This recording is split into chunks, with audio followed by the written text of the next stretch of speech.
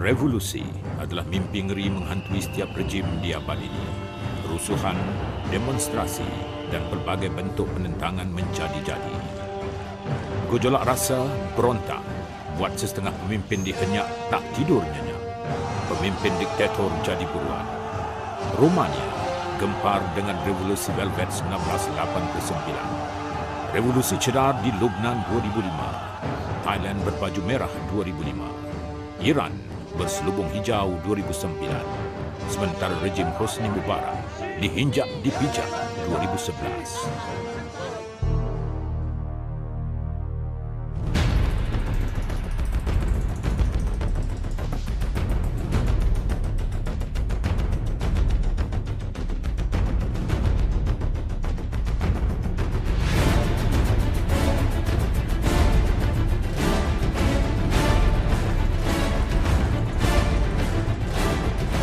Tanpa disedari, dalam tempoh 2 dekad, dunia dilanda peperangan dan penjajahan bentuk baru. Peperangan bukan lagi dalam bentuk persenjataan. Persenjataan hanyalah 10% terakhir. Sebaliknya 90% pertama adalah peperangan dan penjajahan bentuk baru. Peperangan yang menggunakan pendekatan revolusi tanpa keganasan, menggunakan pendekatan ilmiah, mementingkan profesionalisme dalam setiap gerak kerja, mengutamakan logik akal, bermain dengan emosi, memaksimumkan potensi seni dan seterusnya menguasai alam maya sebagai medan peperangan utama. Sasaran utama adalah menyerang dan mengubah sistem nilai secara halus, menyerang asas budaya dan negara, menyerang perlembagaan dan seterusnya menyerang prinsip asas dan pegangan agama. Akhirnya, penjajahan sudah 90% dikuasai. Hanya 10% peperangan baru perlu dilangsaikan, sama ada melalui peperangan senjata ataupun diterjemahkan di dalam proses pilihan raya. Kini terbukti, dalam tempoh 1 dekad beberapa pemimpin dan negara telah tumbang dan dijajah. Before the end of the 2011, Ben Ali of Tunisia and Mubarak in Egypt would be down.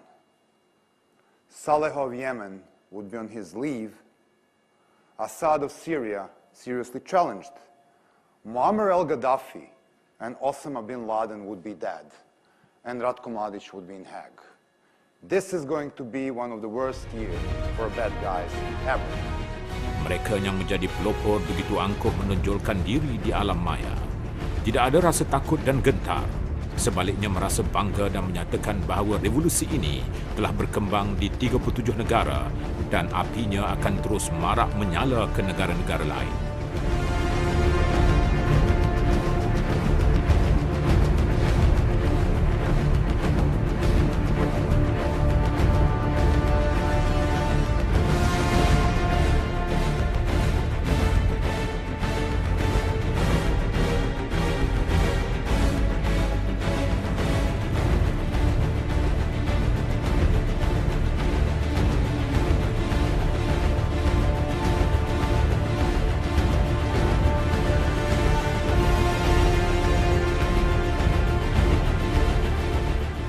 Inilah kerja saya.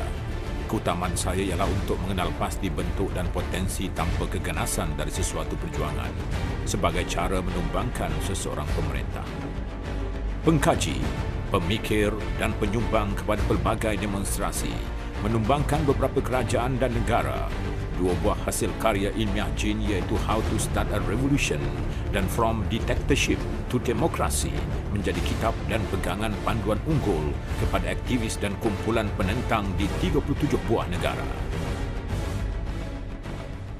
That book, which is used by opposition movements worldwide, was actually written in Boston, USA.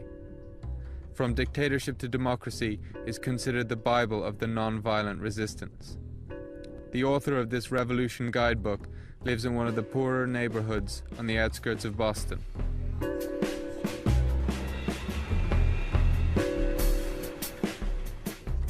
It was 83-year-old Gene Sharp who wrote the masterpiece, first published in 1993. It contains 198 methods of non-violent action. Pada 1983, Gene Sharp menubuhkan Albert Einstein Institution. Pihak Optor Serbia yang dikepalai oleh Popovic mengaku telah dilatih oleh Robert Helvig, bekas Kolonel Tentera Amerika, dan Albert Einstein dan menjadikan buku From Dictatorship to Democracy, karangan Jin sebagai kitab untuk pelbagai gerakan revolusi, menjatuhkan pelbagai pemerintah dan negara. Jin Sharp menggariskan 198 kaedah aksi tanpa keganasan serta panduan keberkesanan dalam menangani aksi tanpa keganasan yang dipraktikkan secara meluas dalam gerakan revolusi dunia. Jin Sharp mempunyai hubungan akrab dengan Robert Halvey dan Servian Popovic, optor yang berpusat dan diasaskan di Serbia menerima dana kewangan yang besar dari National Endowment for Democracy (NED), International Republic Institute (IRI), George Soros Foundation dan Open Society Fund. Robert Halvey mengendalikan latihan di Budapest, sementara Servian Popovic melatih kumpulan penentang yang terdiri dari kalangan generasi muda. Mengguna pakai modul Jin Sharp, ialah perancang strategi revolusi tanpa keganasan, dikenali sebagai Revolusi Bulldozer 2000. Otpor membawa kejayaan besar menggunakan lambang tangan dalam hampir semua gerakan revolusi tanpa keganasan yang dicetuskan di serata dunia, termasuklah lambang demonstrasi jalanan bersih sebagai tanda kepada pencetus revolusi. Ketiga-tiga perkara tersebut dipelopori oleh Popovic menggunakan pakai kaedah Jin Sharp. Sejak dari itu, Popovic bergerak melalui kanvas yang terkenal dengan The Color of Revolution. Kejayaan revolusi warna itu mendorong Popovic pergi jauh untuk terlibat dalam beberapa revolusi di luar Serbia. Georgia Rose Revolution 2003, Ukraine Orange Revolution 2004, Lebanon Sedar Revolution 2005, Kyrgyzstan Tulip Revolution 2005, Kuwait Blue Revolution 2005, Iraq Purple Revolution 2005, Czechoslovakia Velvet Revolution 1989, Iran Green Revolution 2009 hingga 2010. Kini revolusi tersebut telah berkembang merebak ke 37 buah negara, termasuklah Libya, Mesir dan Syria. It was here, outside the Belgrade Parliament, that Otpor's influence began. How many countries you were working with that after this? We worked with 37 countries after the Serbian Revolution. We had a successful 5 revolutions now before Middle East. And this is Georgia, Ukraine, Lebanon, Maldives, and now Egypt and Tunisia. And the list will grow longer. And then at the end, we don't have an idea in how many countries the clenched fist of Otpor was used. It's probably a dozen countries right now. After Milosevic's downfall, Otpor became an international phenomenon. The symbol of the fist reappears all over the world as the signature of the revolution makers. It re-emerged in Kamara, Georgia, followed by Oborona in Russia, then in Venezuela and Iran, and most recently it was used by the opposition groups in Egypt.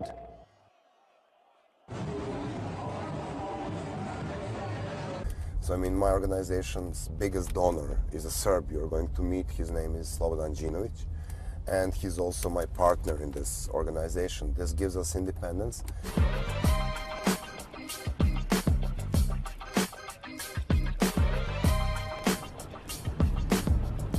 Our idea is, okay, let's use this momentum to try to build a kind of permanent institution. Let's see what we can do with great scholars. There are great scholars here in US, in Boston, here in New York. What if we can make a permanent international think tank which will brief the world on what is happening, so we make sure that the world won't get amazed next time the bunch of strategically organized kids cannot come out and kick down the guy like Mubarak. Pelbagai aktivis dan pemimpin parti pembangkang menggunakan khidmat Canvas untuk menjayakan rancangan mereka, menumbangkan pemimpin dan kerajaan yang sedia ada. Pendedahan oleh Global Research menyatakan bahawa Canvas dan Anonymous terlibat secara aktif dalam Occupy Wall Street Movement. Ivan Marovic, salah seorang ketua Canvas, menyatakan bahawa tiada sesuatu pun yang berlaku secara tiba-tiba di dalam merancang sesebuah revolusi. Sebaliknya, adalah hasil persediaan berbulan-bulan dan menuntut perancangan yang teliti, dan apabila bermula, segalanya berlaku dalam tempoh 1 minggu. Pendekatan multimedia teknologi video juga diambil untuk membuat perancangan rusuhan dengan lebih efektif.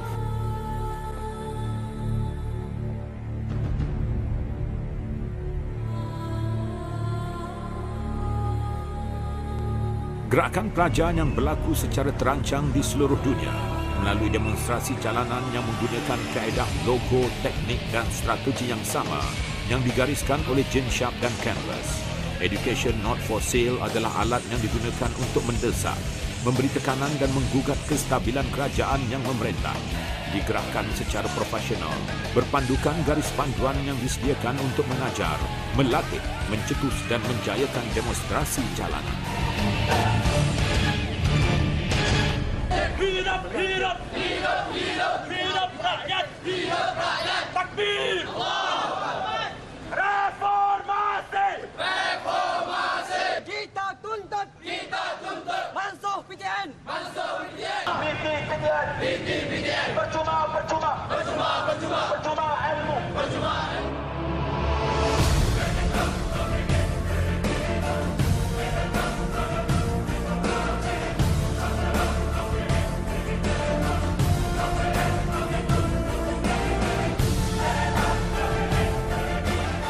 Fenomena yang melanda dunia pada ketika ini dengan apa yang diperjuangkan revolusi tanpa keganasan telah mengganggu gugat kestabilan dan menjatuhkan beberapa buah negara. Inilah peperangan dan penjajahan bentuk baru. Negara kita sebenarnya tidak terkecuali dari pengaruh dan ancaman tangan-tangan asing ini. Rapat umum, demonstrasi jalanan dan rusuhan anjuran aktivis dan pihak pembangkang semuanya berkiblatkan pada strategi outpour dan canvas. Tidak terkecuali gerakan mahasiswa dipengaruhi dan dilatih oleh tangan-tangan asing. Lihatlah pergerakan, logo, kain rentang, warna-warna, imej-imej, peralatan yakni kemah dan topeng, tindak tanduk baring di jalan maupun duduk, elemen hiburan seperti memukul gendang, memberi bunga kepada polis semuanya dirancang termaktub dalam 198 kaedah aksi tanpa keganasan. Elemen-elemen ini adalah pakej lengkap yang terdapat dalam setiap Occupy Movement seluruh dunia. Logo bersih turut terpamer dalam laman web Color Revolution. Jelas bersih adalah agenda terancang oleh tangan asing.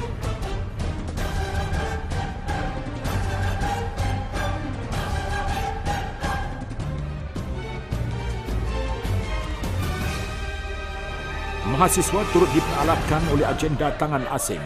Kain rentang, logo dan cara protes adalah sama dianjurkan oleh Canvas. Parti Sosialis Malaysia PSM terlibat secara langsung dengan demonstrasi jalanan oleh mahasiswa. Nama seorang ahli PSM jelas tertera di laman web International Student Movement.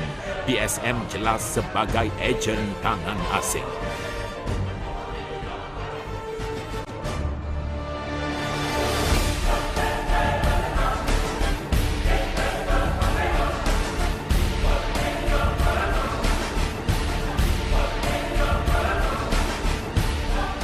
Kita jangan terlepas pandang dengan kemasukan dana asing yang disalurkan kepada kumpulan aktivis dan parti-parti pembangkang.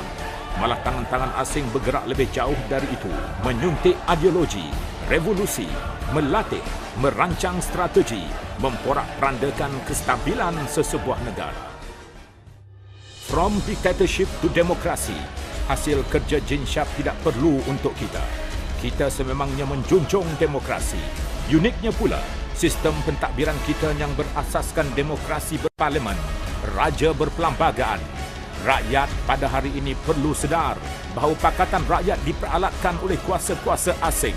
Rakyat perlu bangun mempertahankan kelangsungan kerajaan yang sedia ada. Ini kerana kerajaan yang sedia ada terbukti ikhlas dan jujur dalam mengekalkan keamanan, kemakmuran dan kedamaian di negara Malaysia yang tercinta ini. Tolak tangan asing.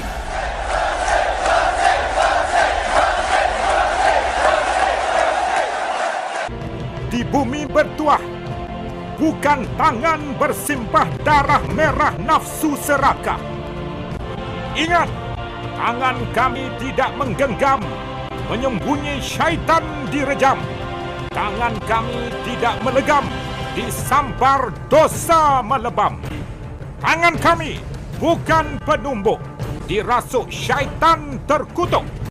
Negara berkecamuk, jiwa-jiwa remuk, tulang-tulang berserak.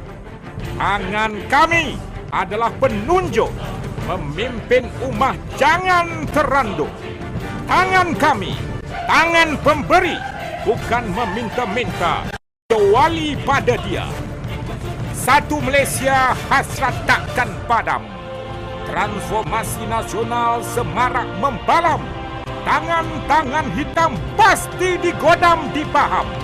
Satu Malaysia tanda amaran. Kalau anu belum berkatan, harimau usah dihulur makan. Kelak dirimu mangsa ditelan. Satu Malaysia, tangan penyatuan. Berpegang pada tali kebenaran. Tangan hitam dipegang jangan. Kelak terhumban ke jurang dalam. Pada dia kami pohonkan. Tolak tangan asing.